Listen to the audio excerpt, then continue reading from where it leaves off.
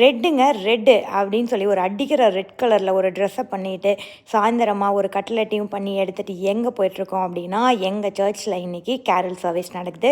So அதுக்காக தான் போயிட்டுருக்கோம். அடிக்கிற வெயிலில் வந்துட்டு 4 மணிக்கெலாம் அப்படியே இந்த ட்ரெஸ்ஸை போட்டு போனால் வெயில் காய்ச்சுது.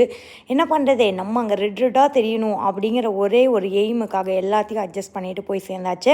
அங்கே போனால் கூட்டம் கொஞ்சம் கம்மியாக தான் இருந்துச்சு. ஏன்னா ஆப்வியஸ்லி அடிக்கிற வெயில் எல்லாம் ஏசியை போட்டு உள்ளே தூங்கிட்டு இருப்பாங்களா இருக்கும். சரி ஓகே, நம்ம கொண்டு வந்த ஃபுட்டையும் கொண்டு போய் அங்கே வச்சு அப்படியே ஃபுட்டெல்லாம் ஷேர் பண்ணி சாப்பிட்டு நல்ல வேலை ஒரு நல்ல விஷயம் மேலே அப்படியே மரத்தடி நல்ல அப்படியே நல்லா ஹாயாக உட்காந்து ஒரு மணி நேரம் கதை பேசிகிட்டு இருந்தோம். அப்புறம் இந்த கிறிஸ்மஸ் நேட்டிவிட்டி சீன் செட் பண்ணியிருந்தாங்க புதுசாக இந்த டைம்.